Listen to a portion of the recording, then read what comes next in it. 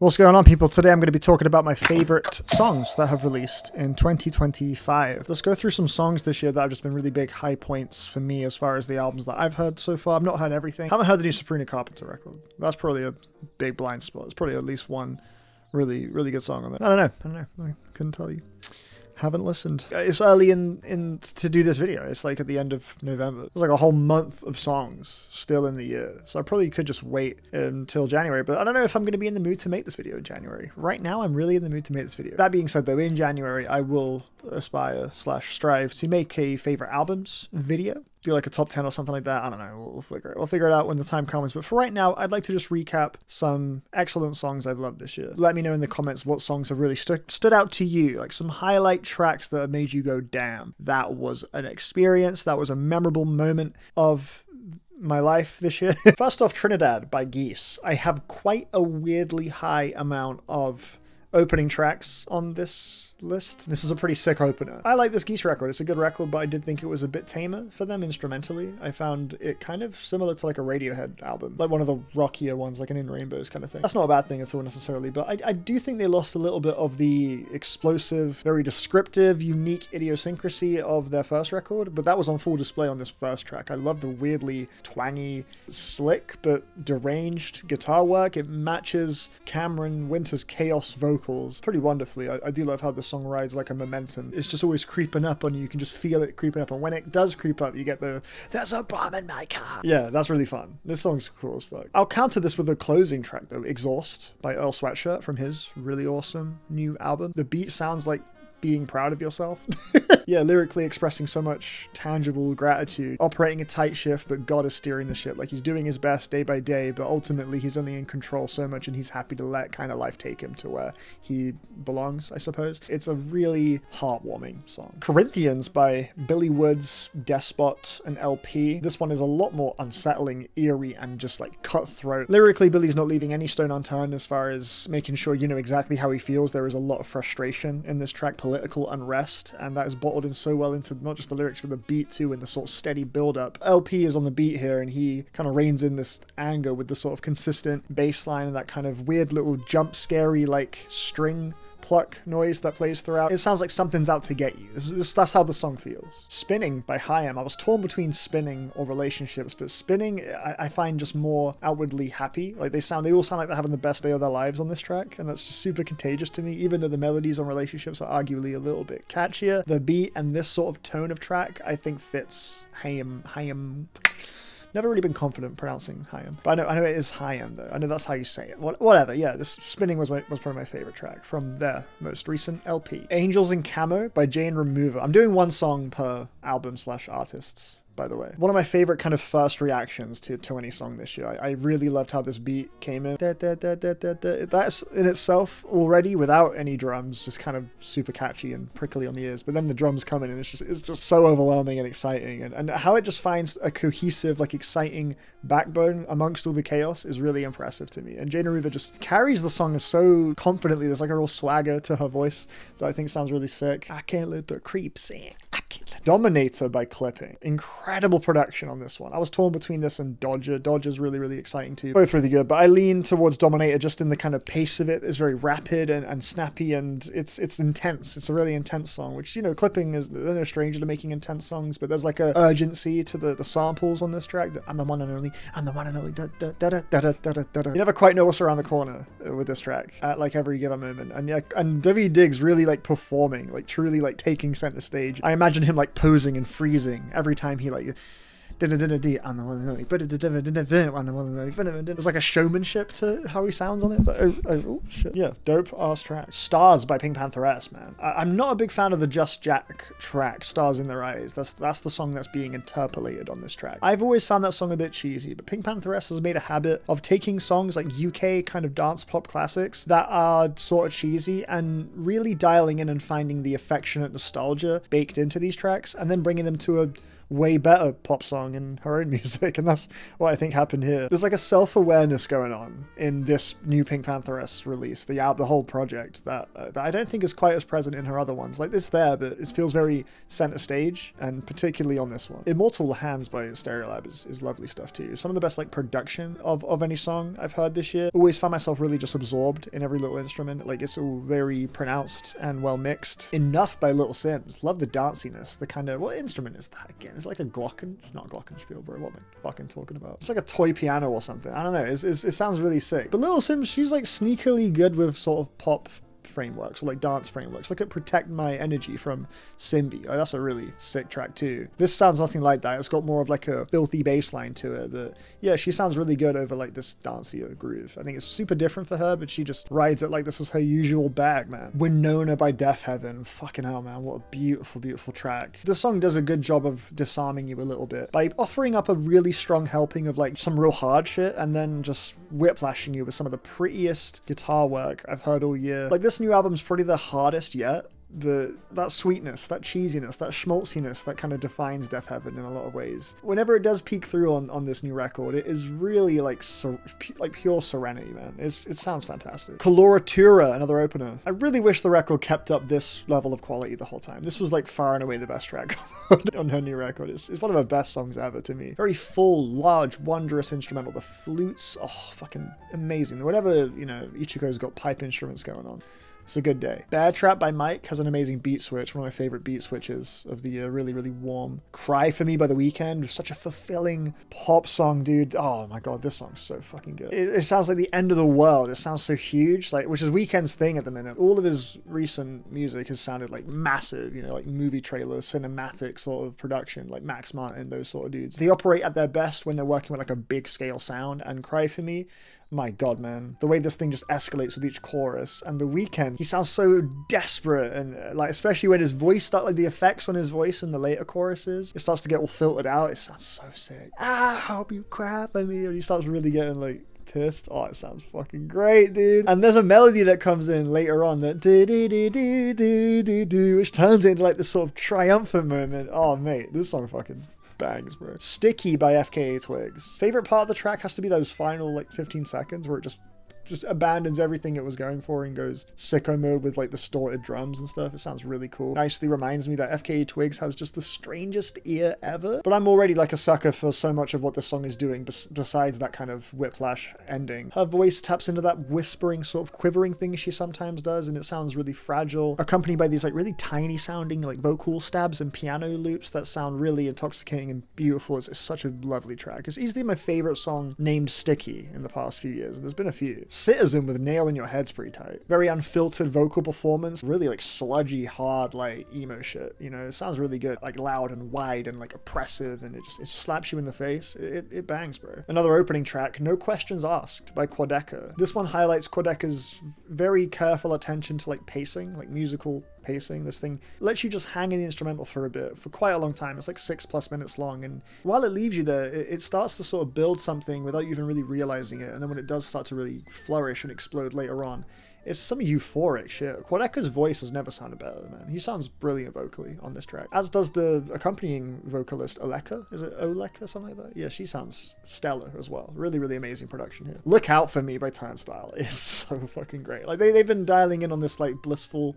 punk thing for a bit, and this feels like the apex of what they've been trying to go for with that approach. The verses, I don't know, while it's on, my brain goes really empty with the sort of flickering, stuttering guitar thing. Like, it's like I just enter like some sort of static, like no think mode, and then I get sort of woken up by the chorus. Now my heart is hanging by the thread. Like, when that comes in, I like wake up and I'm like, oh shit, let's go. It's really wonderfully produced and timed, and the impact of it rocks. Then the second half, oh man, I love it. When I first heard the song, I thought it was kind of gimmicky, but I've grown to think it's awesome. Do It by Underscores. Man, ear candy. Every moment of this track, every half second, every measure, there is something so tantalizing happening in the production and the melodies. It is such pop perfection. Can't wait for whatever album project Underscores is working towards, because this and her other song Music that came out this year, both just immaculate pop tracks. Another opening track, Miss by Erica de Cassier. I love this fucking song. The atmosphere is so thick, so powerful. And Erica herself, she sounds like really like painfully muted, like she's trying to live in a moment and like unwilling to escape, and she's just sort of swallowed by it. Yeah, super ethereal shit. It sounds fantastic, man. Love the sort of trip hop drums here too. Sounds fantastic. So like kind of a sly little head nodder at the same time, you know. It's a really nice track. Have to Cry by Joey Valence and Bray. Fucking awesome sample on this one. Why are you crying into a beat like this? It's a banger. It's a tearjerker. It's beautiful. It's heartfelt. It bottles in that explosive, silly, goofy Joey Valence energy, but into like a really confident soul chop banger. You know, it's a lovely little side of their creative ear that I don't think is really explored too often. Definitely a song I found pretty addictive. It's an easy one to just chuck on. It's an instant fun time. Till My Heart Stops by the Beths is pretty stunning. Best on their new record for me. The chorus is pretty much my favorite vocal performance from the lead singer of this band. I forget her name. I'm assuming it's Beth. It's Beth something. I can't think of another song this year that sounds more like an embrace, like a hug, than this one. XY by Fang. London Cloud Rap. Dude. I love how his lyrics sort of sound like a text message or something. The pixely, glitchy vocal chop is weirdly catchy. Love the beat here, but yeah, I love his just sort of tone of not really fully knowing how to communicate, but he knows how he feels. You're my ex, I'm your wife, because we can go in separate ways. In the Flesh by Aries, man. Incredible track. Everything I go to Aries for just distilled into a minute 50 with some of his most exciting vocal work. Baby, this is greatness. I need him to sound like this on another track, bro. This like angry side of him, so fucking great. Call It a Day by Trig and Gusset. This is from the game Blueprints, and it's the song that plays whenever you call it a day, whenever you end your day and you have to start a new day, because the game runs on like a day thing. It's such a lovely track that really invites you to think about what you've just played. A wonderfully effective little reset button in between days. You're hit with quite a lot of information in this game, a lot of puzzles, clues, lore. This is such a wonderful song to allow you to reflect on just the scale of what you're playing, make sense of it, take notes, do whatever you gotta do. It's a really calming track. Vivid Light by Blood Orange, some really gentle, tender chord work here. It's got good chords. K-Word by Jid. You know, a lot of people are talking about hip-hop MVP of the year, and Malice is kind of getting mentioned in that conversation, but Jid, don't count him out. He's had a really good year. Regardless of how you feel about the record, I think it's not his best, but his like performance as a rapper across the whole thing is unfucking real. Absolutely throws himself at this track. Like the third verse. Are you fucking crazy? Incredible. Gold Feet by Freddie Gibbs featuring Jid. I think that is the feature of the year. He sounds so annoyingly like casual and effortless. It's so cool. It sounds great. He sounds really like conversational and sort of chill. It's a great verse. He's really on his like technical flow shit, like on maximum capacity on this track, but he earns it completely with this performance. It's incredible. Freddie Gibbs does a good job too. He like holds his own. I think he's sort of going for a similar thing on his verse, kind of matching Jid's style a little bit. And yeah, it sounds really good from him too. Shrooms by Zalupas is bonkers, as most Zalupas songs are, but this one sounds like you woke up late to work and you're like rushing out the door and you've just about made it on time, and it's like this fucking victory chaotic celebration. I'm on that shoe, go, I'm on that shoe. Like, he's a goofy fucker, but he knows that. He leans into the comedy so well in this record and builds genuinely really entertaining and catchy songs out of it. It's his best work, I think. Divinized by Rosalia. Oh, fucking hell. I love those sort of pizzicato strings, and Rosalia's just yearning vocals are impossible to turn away from. Like height of a breakdown level, emotional and passionate. They sound so fucking great here. Stuck Up by Amare, another opener. Didn't love this record, one of the more disappointing records of the year, but I gotta say, this fucking beat is insane. I love this track. I think this track's really fun. One of Amare's secret weapons is her really bizarre voice. She can sort of bend it and stretch it into really eclectic ways that sometimes sound good, sometimes sound a little like, you know, abrasive maybe, which is definitely the case on this new record, I thought. But here it's super catchy. It's super catchy on this one. It really works. Different by Barry Can't Swim. I heard this in a FOP and I was like, ugh, what is this beat? This is cool. Shazam told me it was Different by Barry Can't Swim. I heard the record. It was pretty good, but yeah, this was my favorite. Just as far as like stank face inducing drops go, this is a highlight. Vocal chop is very reminiscent of Over Mono, specifically the song they did after their album, like the sort of one-off single. I forget what it was called. Standing Ovation by Stella Donnelly, another opening track. Best Stella's voice has ever sounded. I love her kind of humming, sort of lingering melody melodies. They sort of hang around in your ears really nicely. It starts off very minimal with like just some organs or something. I can't remember exactly what it is, but it's very gentle, very tender. And then eventually it becomes a more full instrumental and it's a really lovely pieces clicking into place moment. It's very satisfying on the ears. It's a lovely track. Nervous by Sam Gellatree. Didn't love the record, man. I love Sam Gellatree a lot, but I was pretty let down by this album. It's like not really tapping into what I think his strengths are. The things I've grown to love about Sam G were not all that present on this record, sadly, but Nervous is a damn bob. Definitely the catchiest like vocal line on this whole record. She makes me nervous. I always love it when he like explosively solos too. There's some crazy like synth keyboard stuff happening here, and this is the best his like Daft Punk worship has ever blended with his sound, I think too. It's a good one. Good credit by Carti. Fucking banger, dude. When I first heard it, I wasn't big on it. Found it a little silly, but yeah, it is a little bit silly. Particularly Kendrick is silly. To be honest, I actually prefer Carti's verse on this track. Moving normally. Gets on my ears. I can't want nobody. This song is so great. What you're listening to is that Hummer. A pretty high octane banger that I think is exemplary of some progression for Carti. Like I thought music was him kind of stagnating creatively for a lot of it, but this one feels like a step in a new direction that is like noticeably exciting. Trunks by A$AP Rocky from Highest to Lowest. This song is so fun. I heard this in the cinema as I was watching the movie. I was really enjoying the movie. I loved the movie. And I was really resisting the urge to just like, yeah, back at the jet. Shout out to my fellas, boy, we caught another fish. I like how it sounds like he's laughing when he says caught. Boy, we caught another fish. There's like a little voice crack in there that I find quite funny. I'm sadly not my shows, of course. Very sassy track. It's really good. Drums on the beat are fucking satisfying too. They're really weirdly placed. That like strange little off-kilter melody, like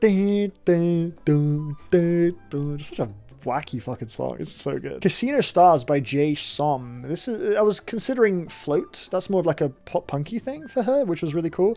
This is like Alex G. This is an Alex G song. Really solemn, contemplative sounds here. It's really, really lovely. Wonderfully produced. Those tight guitar plucks sound fucking great. And speaking of Alex G, I will give him a shout for Beam Me Up. Beam Me Up is one of my most played songs of the year. I'm gonna get that football way up in the sky. Oh, it's such a beautiful track. No Alex G record has ever sounded as wounded as Headlights. It sounds so like on its last leg, like really just struggling day by day. And this song is really like reaching out for something to come along. And this album has been such a massive source of comfort for me this year. And Beam Me Up is just the one I always have in my head. It's so catchy. He's so good with melodies and chords at the same time. He's able to bottle these ideas and these feelings in to something so memorable. I love this record, dude. Arc de Triomphe by Amine. What a disappointing album. Not gonna lie, this album is really lacking in. Like he's just talking about like tits the whole time. I'm Austin Powers with the hose. I'm shagging him. You know, shit like that. It's like, come on, bro. But Arc de Triomphe is a really like just tasteful, fun bit of pop rap, and that's what Amine does best, bro. This is like peak Amine. This is like what you come to Amine for. And that street sample is fucking fire. Another opening track, My Mind is a Mountain by Deftones. Absolutely chaotic start to their new record. Doesn't waste a second just smacking you in the face and then diving into just some really like cold glacial riffs. Oh my god, they feel like they're just sort of infecting you as you hear them, or something. They're just taking over you. It's a really, really like moving track. Gets under your skin and stays there. It's a good one, dude. Oh yeah, you know what? Starburst, Danny Brown, one of the coolest beats of the year. You better shape up and get them squares up at your circle. Don't forget to do that. Modern Lust from the new OPN. Fucking amazing, dude. I love this OPN record, bro. I'm bathing and swimming around in this album right now. It is gorgeous. I don't never want to leave. I always think with his albums, he's attempting to craft like a distinct sonic language, I guess, with each one. And I feel like he can toy around with similar sound palettes, and he does a little bit on Tranquilizer, but I really do feel like he's invented like a little universe with this album, and that's really when his best stuff comes to pass for me. I want to think of Replica, that's just so singular. Garden of Delete is so abrasive and harsh. It like attacks you in a way that no other electronic record does. R+7 as well, like the vaporwavy kind of stuff seeps in a bit there, and so each one has its own little identity, and I think for a while he's been struggling with that. This one I think feels like a serious like evolution in a very exciting way. This song sounds like it doesn't sound like it was built in a lab or anything. It doesn't sound like it was meticulously crafted, which it was. Instead it sounds like it came to be. Like it was like tectonic plates crashed and this was like the splintered remains. It's so fucking cool. Got Destroyer with Cataract Time. Probably my favorite sounding song of the year. Very whimsical performance from Destroyer on the track, which is nothing too new. He sounds very humble, observational, kind of wandering, maybe a little bit lost, and this instrumental just sort of feels like him just trucking along, trying his best to find some new purpose maybe, and there's a tone of friendliness and hope in there that I find, yeah, really lovely. It's a really, really beautifully produced track. I've yet to have a listen where I don't stick around for the full 8 minutes. pianist. So that's telling you a lot. Choke Enough by OK Lou from her fucking amazing new album, dude. Oh my god, if you haven't heard Choke Enough by OK Lou, please do it. If you already heard it, listen to it again. It's like it's using a pop framework in such a minimal, muted kind of way that is more about like sound pressure and atmosphere rather than it is like sticky moments. And Choke Enough has this arpeggio. Oh, I'm sorry, that's dominated by clipping. It's like this lingering, hypnotic arpeggio just fading in and out. OK Lou's voice sounds like it's trying to catch something, like ignite a spark, but it just keeps missing it. Some amazing piano. One of my favorite musical moments of the year is this little piano line that comes in like halfway through. It sounds so fucking pretty. And the little clap at the end as well, like it kind of reaches this uniformity by the end. It feels like you run on like a little explorative journey to reach like a really nice conclusion. You know, it's very nicely structured. It's like a really good pop song kind of secretly. Like it's buried in there, but it's there. God Is a Woman by Juno, man. I swear my life I got it. Who knows for how long? Oh, what a fucking fun one to sing along with. Very catchy track. But there's something very like lived in about this track, you know, it's sprawling, it's explosive. It has this very exciting final 30 seconds too, where things really break out and explode in this like big distorted burst, you know, it sounds really cool. But yeah, Juno sounds great, like vocally very confident. The main like loop as well, the sample chop is beautiful, man. It sounds really like melancholic. And you got these very analog, like rusty drums. It's like a real fucking bop at the same time. Like it really bangs, you know. Such a wonderfully constructed pop track. Like it's one I've just looped like so much this year. Jim Legacy, bro. Stick. Ever since the rain came crashing. I think it was like the 10th or 11th listen of this track where it really clicked just how fucking genius this shit is, dude. Like the drum choices, like the drum kit, they're very familiar. Sounds a little bit dated on the surface, but the way they're placed and the rhythm and the beat, it just sort of ends up constructing from these sounds. It's unlike anything I've ever heard before, and at least I'd seen. That's not what you do with music. It's this weird amalgamation of British influences and like modern kind of UK drill jerk sort of stuff. Really lovingly hodgepodged into this extremely one-of-a-kind track. Has Jim Legacy in his like hopeful bag. There's a real hopeful tone to this song as well, you know, like he's sort of pushing in despite the rain kind of constantly bringing him down. Selling Charlie to the Brats. Promise never going back. I don't need her, but I need her. So many quotable little lines too, and genuinely like the fucking like group vocals on the Ever Since the Rain. It's so beautiful, man. I could cry on the right day just listening to that alone, bro. The way the claps just keep going, like it's so fucking fuck. So good, bro. Battery Death by Nina Geraci, bro. I think I got a video on my phone of my reaction when I first heard this track. This fucking drop is ridiculous. I got my phone out. I'm crying. It's a video of me literally crying. This song made me cry. It made me cry very real tears. And I didn't think this was possible for a song like this to do that. I was tearing up just because the second drop on this track goes so hard that I cried. It was like an uncontrollable thing, bro. And I gotta say, like, this song really reignited a passion and an interest and a desire in me that has long been kind of pushed aside, and that is the thrill of just a good ass drop. It's a fire ass drop that makes you go crazy. Just that simple, innate excitement. Battery Death reminded me of how amazing that can be and brought it to a level I didn't even think was possible, that it genuinely made me like grateful to be alive or something. Like I was just like fucking in a wreck over how fire the second drop. The first drop's great too. Like the song in general musically sounds wonderful. I love the sample. I love the lead melody, the bass chord progression, the bass line. It's so fucking fire. It sounds so like invigorating. It's really cool. We took it too far. Like the song is saying we took it too far in relation to like technology, computers or whatever. Like they're really amazing and cool, but like, you know, they've been put in the wrong hands. We've pushed it too far. So there's like a fear and like a anguish at the center of this track kind of buried in there, and that comes through in that second drop, and things really just explode in this really glitchy way. And I can't remember the last time a collection of arranged bass hits and FX hits and fills and sound designs, synthesized drums, or whatever the fuck Nina Geraci was doing on that second drop. I just could not believe how fucking sick it all sounded. I was like, this is so fire. I'm losing my shit. I ended up just crying my eyes out. And it's crazy. There's pretty better songs on the record, like iPod Touch or something. This song just erupted some shit in me, bro, that I needed, man. I needed that shit. So there you go. Those are some of my favorite songs of the year. Yamaha by fucking Dijon. See, I'm going to be remembering so many. Blady, Inferno. It's a good one. Comment your favorite songs, please. Give me some memories, some moments with tracks that you've had that have really meant something to you, that where a song really like had you excited, interested, inspired, whatever the fuck. Let's have a chat. Let's talk about it. But yeah, thank you very much for watching this video.